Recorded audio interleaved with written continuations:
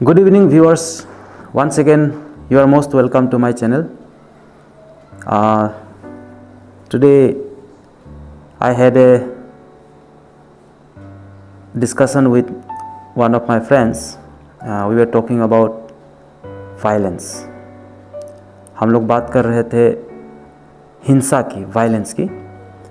डरिए मत, किसी को हिंसा करने के लिए नहीं. उस टॉपिक पे बात कर रहे थे कि हिंसा होता है क्या, व्हाट इज़ वायलेंस. तो मुझे नहीं लगता इस टॉपिक को आप लोग जो व्यूअर्स है, इसके ऊपर आप लोग चाहे तो ऐसे भी लिख सकता है, बहुत सारी बातें कह सकते हो. तो मैं यहाँ पर आपका तो नहीं सुन सकता हूँ, लेकिन मेरा इसके ऊपर जो ओपिनियन है, जो पॉइंट ऑफ व्यू है, मैं कहना चाहता हूँ. मैंने थोड़ा सोच के देखा, हम दोनों ने डिबेट किया और एक पॉजिटिव डिस्कशन हुआ. तो उसमें एक निष्कर्ष, एक कंक्लूजन ये निकला, हम दोनों के बीच की बात है कि मुझे लगता है कि वायलेंस जो है, या यूँ कह लीजिए क्योंकि मेरा दोस्त भी शामिल है, हमें लगता है कि वायलेंस इंसान को सिर्फ 3 ओकेजन पे करना चाहिए. 3 ऐसे सिचुएशन हो सकता है जीवन में जब हमको वायलेंस करना पड़ता है. तो पहला बात मैं ये कहूँगा कि देखिए, महात्मा गांधी जी ने भी 1942 में क्विट इंडिया मूवमेंट के समय पर हमेशा जो आदमी कहता था कि एक गाल पे कोई थप्पड़ मारे, if somebody smite you on one चिक गिव द अदर चिक. ये बाइबल में भी ये बातें हैं कि कोई आपको एक गाल पे थप्पड़ मारे तो आप दूसरे गाल भी आगे बढ़ा दो. ये बात सही है, बर्दाश्त करना चाहिए. वायलेंस को वायलेंस से आप क्योर नहीं कर सकता है. लेकिन आप अगर बाइबल भी अच्छे से पढ़ोगे तो ऐसा जगह भी है जहाँ पर हमें टॉलरेट नहीं करने के लिए भी कहा है. तो मैं खैर अभी मैं कोई बिब्लिकल स्कॉलर नहीं हूँ, वहाँ उसमें नहीं जाना चाहता हूँ. लेकिन वहाँ का मेन चीज़ वायलेंस नहीं है, और ना तो गांधी जी का मेन चीज़ जो कूलेस्ट थिंग होता है, गांधी जी का वायलेंस नहीं है, उल्टा नॉन वायलेंस है. लेकिन क्विट इंडिया मूवमेंट के समय पर गांधी जी ने भी डू और डाई का नारा दिया था. तो एक समय होता है हर चीज़ का, जब हर दरवाज़ा, शांति का हर मार्ग, हर दरवाज़ा बंद हो जाता है, तब हमें वायलेंस का सहारा लेना पड़ता है to cure violence, to fight against the evil people और इविल एस्टैब्लिशमेंट और व्हाट एवर. तो मेरा जो हम लोगों का निष्कर्ष था ये निकला कि बहुत सारे बातों के बीच जो एक कंक्लूजन में हम दोनों ने अपना डिस्कशन को समाप्त किया. तो पहला जो था, वायलेंस आपको तब करना चाहिए जब आपका अस्तित्व मतलब आपका जो एग्जिस्टेंस है, आपका जो सर्वाइवल है, आपका जो ह्यूमन बींग्स का आपका जो फिजिकल सर्वाइवल है, ये खतरा में हो. ठीक है, दैट मीन्स एग्जिस्टेंस, लाइक आपका बीवी बच्चा का या आपका खुद का. तो वो आदमी का सबसे बड़ा धर्म होता है, सबसे मतलब उसका मेन एक्शन काम ये रह जाता है, कर्म, कि वो अपने आपको बचाए, अपने बीवी बच्चों का, अपना फैमिली का जान बचाए. जब कोई इविल पीपल आपको अटैक करता है, समथिंग लाइक दैट, तो आपको वायलेंस करना पड़ेगा, because that is the last resort. क्या करें आप, अपने समझाया, हाथ जोड़ा, पैर पकड़ा. तो जैसे योगी जी का मुझे याद है एक इंटरव्यू बहुत साल पहले, योगी आदित्यनाथ जी का, यूपी के चीफ मिनिस्टर, गोरखपुर. तो वहाँ पर उनका एक इंटरव्यू हुआ था आपकी अदालत में, आई थिंक. तो उनको बोला था कि आप तो अस्त्र की बात करता है वगैरह वगैरह. तो उन्होंने कहा कि देखिए, हम साधु लोग हैं, एक हाथ में हमारा अस्त्र होता है तो दूसरा हाथ शास्त्र होता है, तो हमारा हाथ में अस्त्र भी होता है, और वो भी ज़रूरी है. बिकॉज हर लोगों को आप ज्ञान के मार्ग से नहीं समझा पाओगे. इंसान हो तो समझा पाओगे ना. कुछ लोग इंसान जैसा अगर काम ही नहीं करेंगे तो आप उसको इंसान की तरह नहीं समझा पाओगे. उनको उनका ही भाषा में समझाना होता है. और आई थिंक आप ऊपर से चाहे जितना भी बोल ले, लेकिन depth down inside I think you agree with me. तो पहला जो अपना एग्जिस्टेंस के लिए, और दूसरा है when your country is in danger, जब आपका राष्ट्र, पहला मैंने कहा अस्तित्व, उसके बाद है राष्ट्र, नेशन इज इन डेंजर, तब तो करना पड़ता है. आप फौजी वहाँ पे नॉन वायलेंस की बात करें तो आप समझ सकते हैं ना क्या होगा. तो मुझे नहीं लगता फौजी वहाँ नॉन वायलेंस की बात करें तो चाइना या पाकिस्तान हमें अटैक करने से बाज आ जाएगा. हम लोग तो करता ही है. इंडिया ऐसा महान देश है कि 5000 साल हमारा इतिहास में, सच बोलूँ तो अच्छी तरह से अगर हिस्ट्री लिखा जाए तो उससे भी पुराना है. खैर मैं 5000 ही मान लेता हूँ एज पर सम हिस्टोरियंस.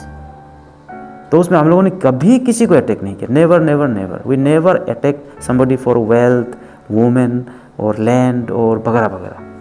वैसे हम लोगों को तो मुझे बताने की ज़रूरत नहीं कितना बार अटैक हुआ, लेकिन हम लोगों ने तब हमेशा मुंह तोड़ जवाब दिया जब भी हमारे ऊपर वायलेंस हुआ. हमने समझाया, बुझाया, हमने डिप्लोमेसी करने की कोशिश की, हमने इवन अपना आप को क्षति पहुंचा करके भी शांति का मार्ग को अपनाने की कोशिश किया, लेकिन जब हद पार हो जाता है तब हमने भी, भारत ने भी, इंडिया ने भी उसका जवाब दिया है।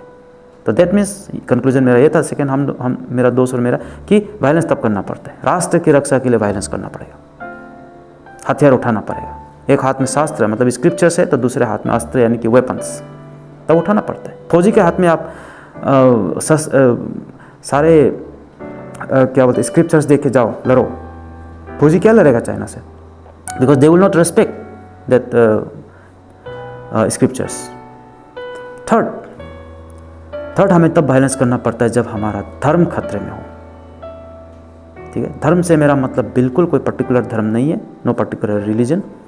मैं धर्म से मेरा मतलब है इंसानियत का जो बेसिक, जो इंसानियत का जो मॉरलिटी होता है, जब मॉरलिटी खतरे में हो तब हमें वायलेंस करना पड़ता है। तो मेरे हिसाब से ये जो ब्रॉड मैंने हम लोगों ने एक डिवीज़न बनाया कि जब आदमी का अस्तित्व खतरे में होता है, जब आदमी का राष्ट्र खतरे में होता है, नेशन, और थर्ड जब आदमी का धर्म, ह्यूमैनिटी इन जनरल जब खतरे में होता है, तब भी आदमी को वायलेंस करना पड़ता है। During the second world war कुछ एग्जाम्पल्स है ऐसा।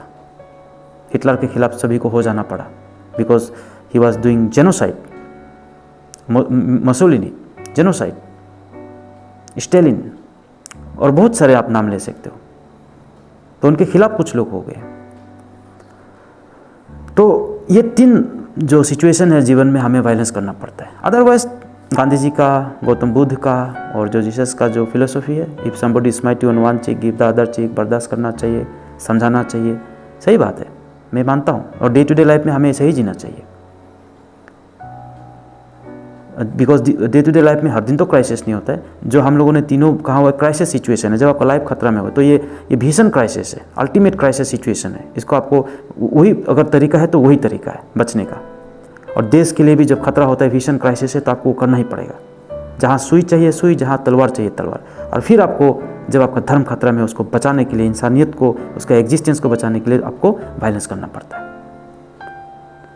नहीं तो आपको किसी ने 2 गाली दे दिया, 2 बातें कह दिया, पड़ोसी से कुछ बातें हो गया, तो मुझे नहीं लगता इसमें वायलेंस करना पड़ता है। खैर, कहना आसान होता है, निभाना मुश्किल होता है, मुझे भी होता है बहुत सारे बातें। तो लेकिन क्या होता है कि जब मैं किसी को कहता रहूँगा इस तरह की बातें, आपसे शेयर करता रहूँगा, तो मुझे भी इम्प्रूव होने का, मुझे भी अच्छा बनने का एक मौका मिलेगा। और आप भी मेरे बातें सुनते रहोगे तो आपको भी एक रिमाइंडर जैसा, और किसी ने मुझे 2 बातें कह दिया, बस लड़ पड़ो, किसी ने गाड़ी टक्कर आ गया कहीं रास्ते में, हम दोनों का पार्किंग को लेके कुछ प्रॉब्लम हो गया, तो ऐसा हो जाता है हाथापाई। लेकिन हमको बच के रहना चाहिए, क्योंकि आप हमेशा अपना दुश्मन को भी चुनना चाहिए। Who will be your enemy.